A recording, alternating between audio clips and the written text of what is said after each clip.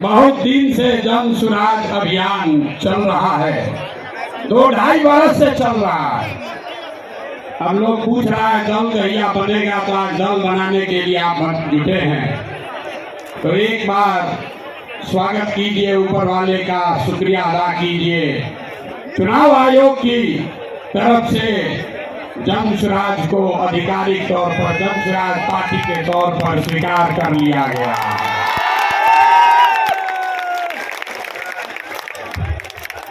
नाम ठीक है? चुनाव आयोग के कहने से नहीं होगा। चुनाव आयोग, अगर आप नहीं मानेंगे तो फिर से चुनाव आयोग में प्रयास किया जाएगा। जन सुराज पार्टी नाम ठीक है? ठीक है भाई, सबने अप्रूव कर दिया ना? कहा कि हाथ बिना उठाए कीजिएगा तो होगा। हाथ उठाकर बोलिए, कर दिया अप्रूव। दल का नाम क्या है? दल का नाम क्या है? परिचय भी कराना है। आज बहुत लोग बैठेगा, अपने आप को जो राजनीति का विशेषज्ञ बताता है। बड़े हमारे पत्रकार बंधु लोग बैठे हैं, ये पूछेगा कि अगड़े आए थे कि पिछड़े आए थे, दलित आए थे, हिंदू आए थे कि मुसलमान आए थे। जन सुराज के इस स्थापना दिवस में कौन आया था? तो अभी हम आपको बताते हैं कौन आया था। यहाँ बैठे हुए लोग, यहाँ आप जितने लोग आए हैं, यहाँ अगड़े भी आए हैं, यहाँ पिछड़े भी आए हैं, यहाँ दलित समाज के लोग भी आए हैं, यहाँ हिंदू भी आया है, यहाँ मुसलमान भी आया है, यहाँ बिहार का वो शख्स आया है जिसने ये तय किया है कि जिस राज्य को ज्यादातर दल और नेताओं ने न सुधर पाने वाला राज्य मानकर इसके हवाले छोड़ दिया है, उसको सुधारने का जिम्मा आप जैसे लोगों ने उठाया है। और ये नारा क्यों लगाते हैं? जय बिहार, जय जय बिहार का नारा क्यों लगता है? ये इसलिए लगता है कि आप ये वो समूह है जिसने तय किया है कि अपने जीवन काल में हम लोग ऐसा बिहार बनाएंगे कि देश दुनिया में कोई आदमी बिहार और बिहारी को गाली नहीं दे पाएगा। होना चाहिए ना भाई? आपका परिचय ठीक है ना? तो जन सुराजी कौन हुआ? जो चाहता है कि बिहार का पुराना गौरव, ये ज्ञान की भूमि, लोकतंत्र की जननी, आपके हमारे माँ बाप और पूर्वजों की इस जमीन को का जो गौरव वापस लाने के लिए संकल्पित लोग हैं, ये उनकी सभा है। लोग फिर पूछेगा इनका विचार क्या है? ये वामपंथी है कि दक्षिणपंथी है? यहाँ पर तो समाजवादी भी आए हैं, गांधीवादी भी आए हैं, बाबा साहब अम्बेडकर को मानने वाले लोग भी जुटे हैं, और भाजपाई भी संघ में जाने वाले लोग भी जुटे हैं। 5 टाइम नमाज पढ़ने वाले मुसलमान भी आए हैं, और शाखा चलाने वाले शख्स भी आए हैं। तो हम लोग की विचारधारा क्या हुई? जन सुराज की विचारधारा, जो महात्मा गांधी ने जो बात बताई, जो गुरुदेव रविंद्रनाथ टैगोर ने सिखाया, जो बाबा साहब अम्बेडकर ने बताया, जन सुराजियों क्या विचारधारा हुई मानवता। मानवता से आगे बढ़कर कोई बात नहीं है। मानव में, आदमी में जाति, धर्म, वर्ग के आधार पर भेदभाव नहीं होना चाहिए। ह्यूमन फर्स्ट, ये आपकी हुई विचारधारा। और आपका उद्देश्य क्या है? क्यों जुटे हैं हम लोग? इसलिए नहीं जुटे हैं कि किसी को मुख्यमंत्री बनना है, किसी को एमएलए बनना है। वो तो कई वर्ष से आप बनाते रहे हैं। इस उद्देश्य से आप जुटे हैं कि अपने जीवन काल में एक ऐसा बिहार देखें जिस दिन हरियाणा, पंजाब, गुजरात, महाराष्ट्र से लोग बिहार में रोजी रोजगार करने आए, तब मानेंगे कि बिहार में विकास हुआ। होना चाहिए कि नहीं होना चाहिए? होना चाहिए तो हाथ उठाइए सब लोग, बताइए होना चाहिए कि नहीं होना चाहिए? होना चाहिए। होगा कैसे? रास्ता तो पते नहीं। जो आता है कह रहा दूसरे नेता को गाली दे रहा है, कह रहा हम आएंगे तो इसको कर देंगे। हम आपको जन सुराज में गांव गांव जाकर बता रहे हैं, ऐसा मंत्र सिखा रहे हैं कि वोट जिसको देना है दे दो, वोट जिसको देना है दे दो, लेकिन जो जन सुराज का मंत्र सीख कर दोगे तो और कुछ हो या न हो, आपके बच्चों के लिए पढ़ाई रोजगार जरूर हो जाएगा। होना चाहिए ना? ऐसे सूख कर बैठिएगा तो बात नहीं करेंगे, गला फंसा हुआ है। होना चाहिए कि नहीं होना चाहिए? और कुछ हो या नहीं, पढ़ाई रोजगार होना चाहिए कि नहीं होना चाहिए? कैसे होगा ये प्रश्न है। लोग पूछ रहा जन सुराज कैसे करेगा? कांग्रेस से नहीं हुआ, लालू जी से नहीं हुआ, नीतीश से नहीं हुआ, मोदी जी से नहीं हुआ, तो प्रशांत किशोर कैसे कर देगा? हम आपको बता रहे हैं कैसे होगा। अभी 2 मिनट में सबको दिखाएं कैसे होगा। सीखना है ना भाई? हाथ ना उठ रहा है, अभी हाथ उठाकर बोलिए जोर से ना। जिसको ना बोलना है ना बोलो, बोलिए हटना चाहिए कि नहीं हटना चाहिए? हटना चाहिए। तो हम ये नहीं कह रहे कि शिक्षा व्यवस्था बनाएंगे, उसका रास्ता भी आपको बता रहे हैं। 5 लाख करोड़ रुपया जुटाएंगे इसी बिहार से, और ऐसी शिक्षा व्यवस्था बनाएंगे कि पूरे देश से लोग जैसे नालंदा विक्रमशिला में पढ़ने आते थे, वैसे यहीं पर पढ़ने आएंगे, तभी बिहार ज्ञान का भूमि फिर से बनेगा। होना चाहिए ना? एक बार जोर से ताली बजाइए, तो बजाइए जोर से ताली। ना हुआ। अरे अपने बच्चों की शिक्षा व्यवस्था के लिए आप इतना ताली भी नहीं बजा रहे हो गया। जोर से बजाइए ताली। इस सदन ने इसको अप्रूव कर दिया ना, शराबबंदी जाएगा, नई शिक्षा व्यवस्था आएगी। दूसरा रास्ता ये 15 वर्ष से ये शिक्षा व्यवस्था से क्या होगा? 0 से 15 साल से कम उम्र के आपके जितने बच्चे हैं, वो इतना बढ़िया पढ़ लेगा कि उसको बिहार की व्यवस्था पर वो बोझ नहीं बनेगा। हम लोग सरकारी विद्यालय में पढ़े हैं, लेकिन हमको नाली गली नहीं चाहिए, हमको अनाज सरकार से मुफ्त में नहीं चाहिए, क्योंकि हम अपने पैर पर काबिल हो गए हैं। तो पहला लक्ष्य है कि 15 साल से कम उम्र के बच्चों के लिए इतनी अच्छी शिक्षा व्यवस्था बना दी जाए कि आने वाली पीढ़ी में कोई बच्चा बिहार है। हम आपको बताते हैं रास्ता। हमको नहीं चाहिए दिल्ली की मेहरबानी। बिहार के लोगों में, आपके बाजुओं में, हम लोग के दिमाग में सरस्वती की इतनी कृपा है कि हम लोग अपना रास्ता खुद बनाएंगे। वो लोग हमको क्या देगा? बिहार से हम लोग उनकी मदद करेंगे। तो रास्ता आपको बताते हैं। पिछले साल बिहार में हमने बिहार की जनता ने बिहार के बैंकों में पैसा जमा किया, 4,61,000 करोड़ रुपया। हमने मिलकर कितना पैसा जमा किया? 4,61,000 करोड़। और बैंकों ने हमको ऋण कितना दिया, लोन कितना दिया? 1,61,000 करोड़। बाकी 3 लाख करोड़ रुपया कहाँ गया? ये कोई चर्चा नहीं कर रहा। हम आपको बताते हैं कहाँ गया। बैंकों ने ये पैसा, आपका हमारा गरीब बिहार का पैसा यहां से उठाकर गुजरात में, तमिलनाडु में, कर्नाटक में, आंध्र प्रदेश में भेज दिया।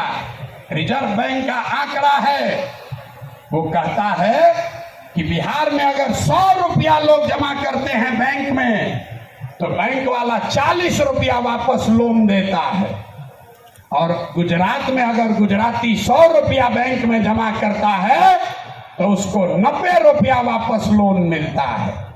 तो अगर बिहार में बैंकों में जो पैसा हम लोग जमा कर रहे हैं लोन के तौर पर 70% पैसा भी अगर वापस मिलने लगे, जो देश का विधान है बैंकों को 70% पैसा वापस देना ही देना है, ताकि आप मोटरसाइकिल खरीद सकें, घर बना सकें, बिजनेस कर सकें, खेती कर सकें। लेकिन बिहार में बैंक दे रहा है 40 पैसा। तो इसलिए ये तय किया गया कि बैंकों को ये मजबूर करेंगे कि तुम बिहार का पैसा ले जाकर गुजरात और तमिलनाडु में नहीं दे सकते हो। इसका फायदा क्या होगा?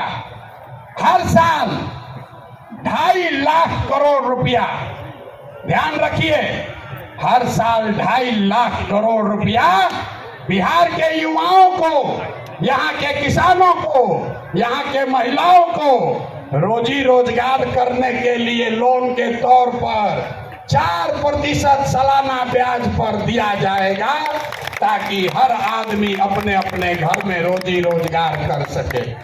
अब आप बताइए कि होना चाहिए कि नहीं होना चाहिए? हाथ उठाकर जोर से बताइए, इतने जोर से बोलिएगा, होना चाहिए कि नहीं होना चाहिए? हम लोग का रुपया गुजरात के आदमी को मिलना चाहिए, कर्नाटक के आदमी को मिलना चाहिए कि बिहार के लड़कों को मिलना चाहिए? जोर से बोलिए। जब हम लोग गुलाम थे तो क्या होता था? कपास का खेती हुआ बिहार में, फैक्ट्री है इंग्लैंड में, वहां फैक्ट्री में कपड़ा बना और वापस आकर फिर इसी देश में बिकता था। इसी के खिलाफ गांधी जी ने आंदोलन शुरू किया था। तो ये जन स्वराज का आंदोलन है कि हमारा पैसा, बिहार के लोगों का पैसा, हमको बाहर का पैसा नहीं चाहिए, लेकिन कम से कम जो हम लोगों का पैसा है वो तो हम लोग को मिलना ही चाहिए। मिलना चाहिए ना भाई, मिलना चाहिए ना। संकल्प है कि 60 वर्ष से ज्यादा उम्र के हर महिला पुरुष को कम से कम 2000 रुपया महीना पेंशन जरूर दिया जाए, ताकि कोई भी हम लोग का माँ बाप, चाचा, भैया, कोई गरीब आदमी कम से कम इज्जत से जरूर रह सके। आइए पूरा अगर बिहार के सारे बुजुर्गों को ये याद रखिए, ये प्रशांत किशोर का जुबान है, अगर कह रहे हैं कि मिले हैं मिलेगा तो इसका पूरा गुणा गणित किए हैं। अगर बिहार में 60 वर्ष से ज्यादा उम्र के हर महिला पुरुष को 2000 रुपया देना है तो हर साल करीब करीब 6000 करोड़ रुपया सालाना लगेगा। बिहार सरकार का बजट है 2.5 लाख करोड़ रुपया, तो 2.5 लाख करोड़ रुपया में से 6000 करोड़ रुपया आपके हमारे बुजुर्गों के लिए खर्चा होना चाहिए कि नहीं होना चाहिए? हाथ उठाकर बताओ यार, मुंह से बताओ। होना चाहिए, होना चाहिए।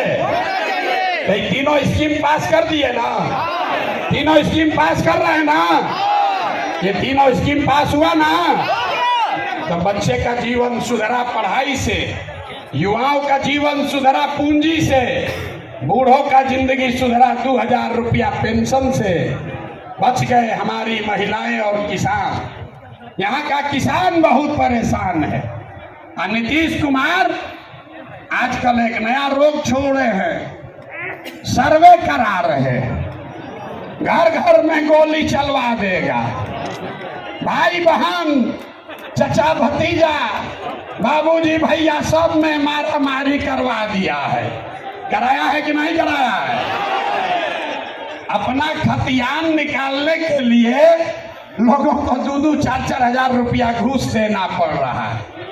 और एक सीओ DCLR यहाँ पर 1 महीना में जब से सर्वे शुरू हुआ है, हमको गांव-गांव में लोग बता रहे हैं 50 लाख से 1 करोड़ रुपया लोगों से वसूली हो गया। हुआ है कि नहीं हुआ है? जरा बताइए तो, हुआ है कि नहीं? हुआ है ना? हुआ है ना? तो हम लोग का ये डिमांड है, जन स्वराज की ये सोच है कि सर्वे से नहीं, यहाँ भूमि सुधार लागू होना चाहिए। जब सरकार को पते नहीं है कि भूमि का मालिक है कौन, रजिस्टर्ड टू उसके पास अपना ही नहीं है। नीतीश के सरकार को ये पता ही नहीं है कि जमीन है किसका, और आपसे कह रहा है कि तुम बताओ कि तुम्हारा है कि तुम्हारे बहन का है।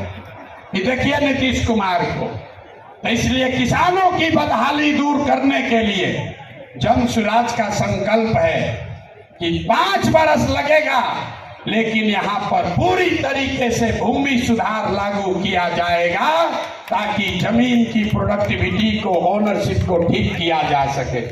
एक आंकड़ा याद रखिए, यहाँ समाजवाद की सरकार चली है, सामाजिक न्याय का बात हुआ है, लेकिन बिहार में 100 में 60 आदमी, 100 में 60 लोग भूमिहीन हैं, उनके पास जमीन नहीं है।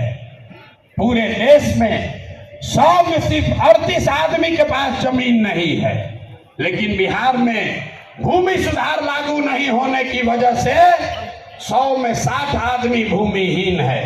इसलिए जन स्वराज का एजेंडा है कि अगर किसानों का जीवन सुधारना है तो सबसे पहले भूमि सुधार लागू करना है। और दूसरी बात, मजदूरी, खेती को, बिहार का जो खेती है वो खाने वाला खेती है, इसको कमाने वाला खेती अगर बनाना है तो लोगों को मदद देनी पड़ेगी।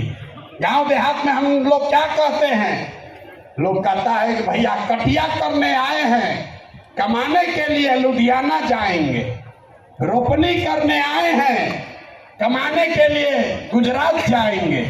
आदमी खेती करने आया है, कहता है कि हम खाने के व्यवस्था करने आए हैं, कमाने के लिए बाहर जाएंगे। तो इस व्यवस्था को बदलने के लिए जन स्वराज का मंत्र है कि खाने वाली खेती नहीं, कमाने वाला खेती होना चाहिए। और जितने लोग खाने वाला खेती, धान गेहूं को छोड़कर बढ़िया सब्जी मसाला का खेती में जाएंगे, उसके लिए मजदूरी मुफ्त कर दिया जाएगा। अब आदमी कहेगा ए भैया पैसा कैसे आएगा, तो जैसे पढ़ाई का आपको पैसा का रास्ता बताए, युवाओं को रोजगार का पैसा का रास्ता बताए, बुजुर्गों के पेंशन का पैसा का रास्ता बताया, तो वैसे ही आपको बता रहे हैं कि किसानों के लिए मजदूर मुफ्त कैसे मिलेगा।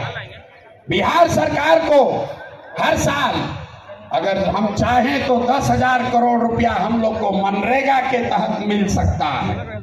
तो अगर मनरेगा के मजदूर को खेती से जोड़ दिया जाए, किसानों को खेती करने के लिए मनरेगा का मजदूर दे दिया जाए, तो बिना 1 रुपया एक्स्ट्रा खर्चा के हर वो किसान जो अपना खेती बेहतर करना चाहता है उसको मजदूर मुफ्त में मिलेगा और उसके लिए 1 रुपया खर्चा नहीं होगा।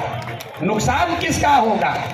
जो मनरेगा में 40% पैसा लोग कमा रहे हैं, उनका बड़ा भारी नुकसान होने वाला है, क्योंकि मनरेगा का मजदूर अगर सीधे किसान को मिल जाए तो किसान अपने मजदूर से काम भी कराएगा और उसकी आमदनी भी बढ़ेगी। कि जो भी महिला लोन लेना चाहती है रोजी रोजगार के लिए, उसको 4% सालाना पर 4%, अभी जो जीविका वाला चल रहा है इसमें 2-2.5% महीना का लगता है, सालाना 30% ब्याज। और हम लोग कह रहे हैं कि सिर्फ 4% सालाना पर हर वो महिला जो कोई ना कोई रोजी रोजगार करना चाहती है उसको सरकारी गारंटी पर लोन दिया जाएगा और बाकी का 6% सरकार देगी। होना चाहिए ना भाई? तो एक बार जरा हाथ उठाकर बताइए, ये 5 एजेंडा पास कर रहे हैं आप? ये 5 एजेंडा पास कर रहे हैं ना? इसको आगे बढ़ाया जाए ना? ये 5 से भला होगा ना बिहार का?